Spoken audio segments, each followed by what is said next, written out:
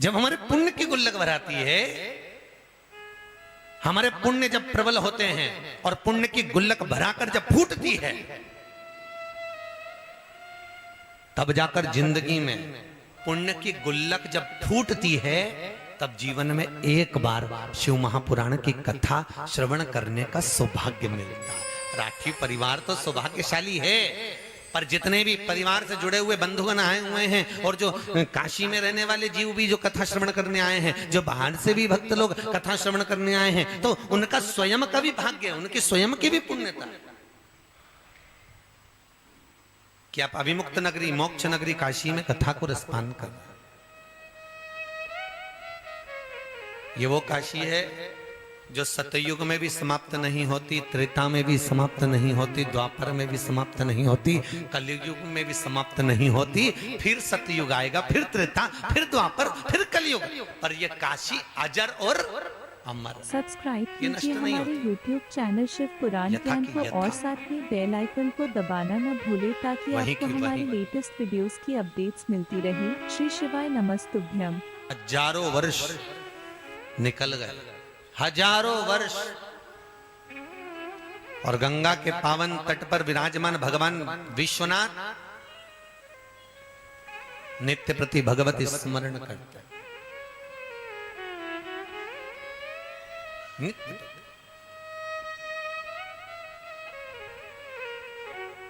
और एक बात हम अपनी जिंदगी में उतार कर रखिए, उसका नाम ही विश्वनाथ है। किसी 33 कौटी देवी देवता के आगे विश्वनाथ नाम नहीं जुड़ा। जुड़ा है क्या? किसी भी देवता को उठा लो, 33 कौटी देवी देवताओं को उठाकर देखिए, किसी के नाम के आगे विश्वनाथ का संबोधन नहीं है। अगर विश्वनाथ का संबोधन है तो मेरा देवाधिदेव महादेव के नाम के आगे है, क्योंकि वो भरण पोषण करने वाला। थोड़ा सा दुख आए सामने खड़ा हो जाता है। बस ये है कि सीधा बहुत है, एकदम सहज सरल। भगवान विष्णु के पूजन के लिए लड्डू, पेड़ा, 56 भोग, फूल, माला सब कुछ चाहिए। सुंदर सुंदर वस्त्र भी चाहिए, राम जी की सेवा में भी चाहिए। 33 कौटी देवताओं के सभी की सेवा में एक से बढ़कर एक वस्त्र चाहिए, आभूषण चाहिए, रत्न चाहिए, माणिक मोती चाहिए, कुछ भोजन, कुछ पकवान अच्छे चाहिए। पर महादेव की सेवा में, भगवान विश्वनाथ की सेवा में, भगवान शंकर की सेवा में किसी चीज की जरूरत नहीं है। शंकर कहते हैं तुम्हारे पास जल है तो समर्पित कर दो, जल हो तो समर्पित। सब्सक्राइब कीजिए हमारे YouTube चैनल शिव पुराण ज्ञान को और साथ में बेल आइकन को दबाना न भूले ताकि आपको हमारे लेटेस्ट वीडियोस की अपडेट्स मिलती रही। श्री शिवाय नमस्तुभ्यं। अभी उज्जैन के पास में करछा में कथा करने गए थे, तब एक प्रश्न किया था बच्चे ने, गुरुजी भगवान शंकर के मस्तक पर गंगा विराज रही है, सही है कि गलत है? तो फिर शंकर भगवान को गंगा जल क्यों चढ़ाया जाता है? प्रश्न देखिए कितना अच्छा है। भगवान शिव के मस्तक पर जब गंगा बैठी है, भगवान शंकर के मस्तक पर जब गंगा विराजमान है, तो शंकर को गंगा जल की जरूरत क्या है? शिव को गंगा जल क्यों चढ़ाया है? हमने कहा भैया सुन अच्छे से ध्यान लगाकर, घर में जब जमाई आता है ना, तो बेटियां पहले फोन करके बोल देती मम्मी वो आ रहे हैं, तो माँ पूछती है क्या बनाऊं? मम्मी एक काम करना, उनको बढ़िया डोसा बना के खिला देना। मम्मी उनको खुद बढ़िया चकाचक हलवा बनाकर खिला देना। बेटी बता रही है। क्यों भैया, क्या जमाई ने कभी डोसा नहीं खाया? अरे बोलो तो सही, खाया ना। जमाई ने कभी हलवा नहीं खाया? खाया। पर बेटी को उनको क्या अच्छा लगता है वो मालूम है, तो बेटी ने अपनी माँ से कहा मम्मी उसको डोसा खिला देना, उनको तुम हलवा खिला देना। क्या जमाई ने हलवा नहीं खाया था? क्या जमाई ने डोसा नहीं खाया? खाया। पर माँ से बेटी कह रही है उनको ये खिला दे। और जैसी जमाई के सामने डोसा आया, हलवा आया, और जमाई खुश हो गया, मेरी पसंद का आ गया।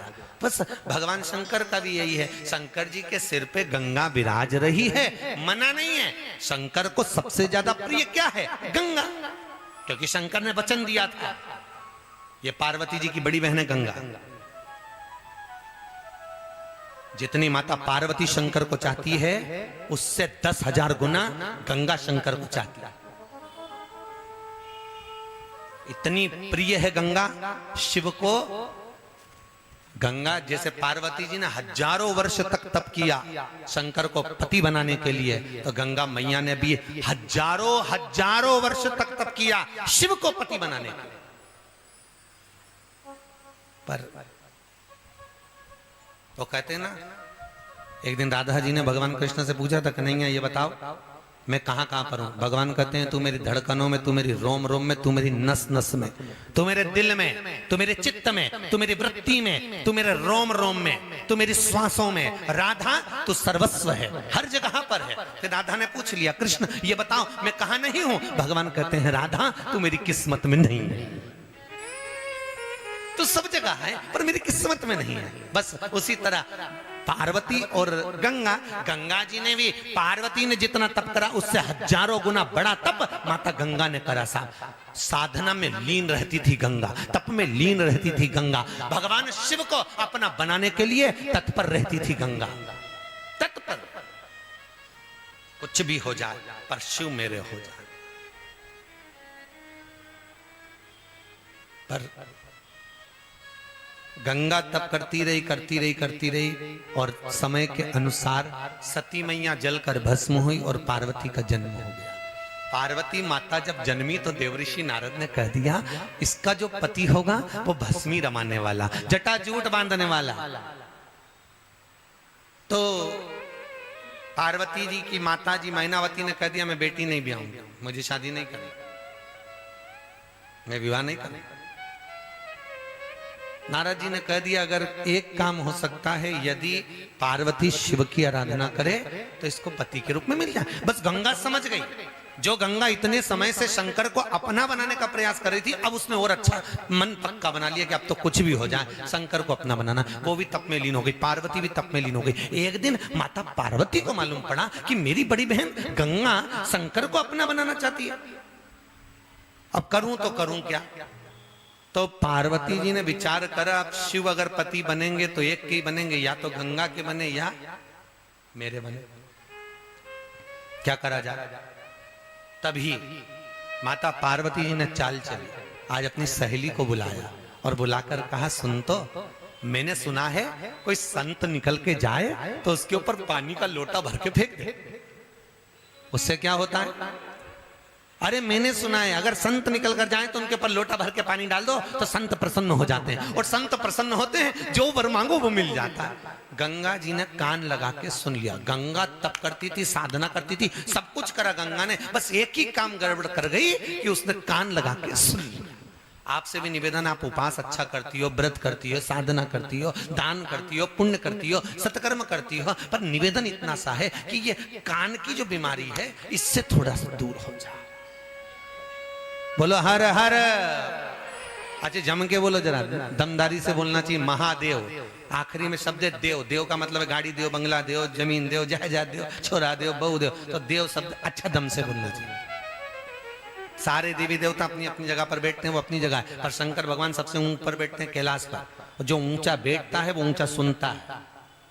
तुम धीरे से बोलोगे महादेव तो उन्हें को सुनाई नहीं देगा, जरा दमदारी से बैठना पड़ेगा। ऊपर बैठा है बहुत, कोई पानी की टंकी पे खड़ा और तुम नीचे से बोल रहे भेरू भेरू, तो भेरू उतर रहा है क्या।